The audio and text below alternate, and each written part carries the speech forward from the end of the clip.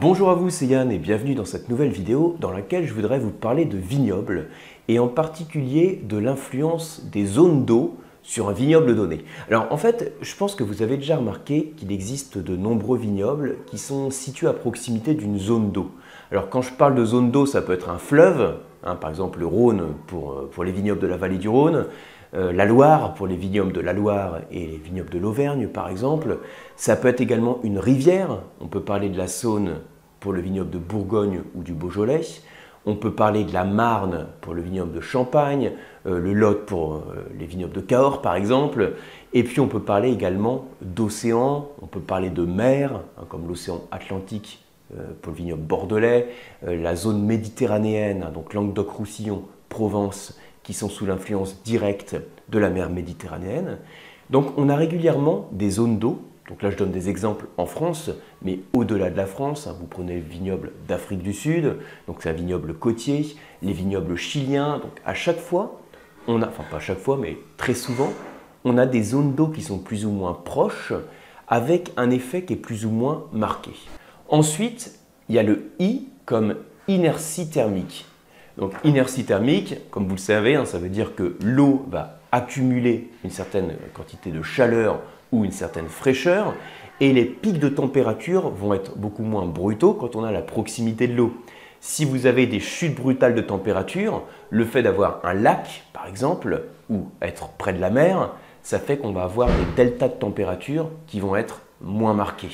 C'est la notion d'inertie thermique. Et j'ai donné précédemment des exemples de vignobles qui étaient situés en bord de zone d'eau. Et de toute façon, là encore, l'idée à avoir en tête, c'est en fonction du style de climat, la zone d'eau va permettre de lisser les extrêmes. Si j'ai un lac dans un climat continental et frais, le fait d'avoir un vignoble à proximité du lac, ça permet aussi d'éviter les pics de froid, on va dire, les changements brutaux de température, et donc d'éviter par exemple les gels de printemps, si c'est un des risques auxquels peut être soumis le vignoble.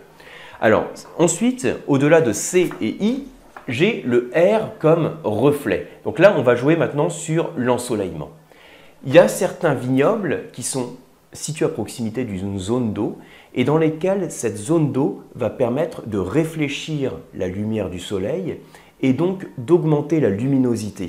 Donc là, on parle de microclimat. On n'est pas sur le climat d'une région, on est en général plutôt sur un microclimat.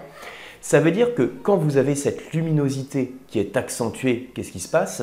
Vous allez favoriser la maturité de la baie de raisin, la photosynthèse, donc le développement des sucres dans le raisin, et donc ça va apporter du gras. Le sucre se transforme en alcool dans la fermentation alcoolique. Donc le fait de favoriser la luminosité, ça joue sur la photosynthèse, qui joue elle-même sur le niveau de sucre, et donc qui joue sur le gras du vin. C'est par exemple, pour vous donner un exemple type, si je prends le vignoble suisse, donc un vignoble continental, qui en termes de température moyenne, si je prends l'ensemble du vignoble, est relativement frais, on va dire. On va trouver la région des Trois-Lacs, on va trouver donc la zone aussi autour du lac Léman, sur laquelle vous avez ces effets de reflets qui sont importants et qui permettent de favoriser aussi les maturités des baies. Voilà, si je le présente de manière simple et rapide. Et ensuite, le dernier R dont je parle, on est encore sur un effet de zone d'eau, mais c'est l'effet couverture. Qu'est-ce que c'est dans ce cas-là? C'est simplement que le fait d'être à proximité d'une zone d'eau, ça peut favoriser la formation d'une couverture nuageuse. Par évaporation, on peut avoir formation de brume, de brouillard, de nuages. Et cette couverture nuageuse peut avoir comme propriété d'atténuer en fait la luminosité. Donc vous voyez qu'on prend une zone d'eau, et on a les deux possibilités. On peut parler de reflet, on peut parler aussi de couverture nuageuse. Et donc, on va jouer d'une manière ou d'une autre en fonction du climat local. Et selon l'option qu'on va avoir, couverture nuageuse ou reflet, ça va être bénéfique ou non pour le vignoble. Et donc, logiquement, cet effet couverture nuageuse, on va le rechercher dans des vignobles plutôt chauds. Je donne un exemple type, par exemple le vignoble de la Napa Valley, donc un vignoble côtier, mais pas complètement côtier, on va dire. Quand vous avez l'air chaud qui est dans la vallée intérieure qui remonte, ça va permettre la circulation de l'air frais qui vient du Pacifique et ça va créer la formation de brouillard.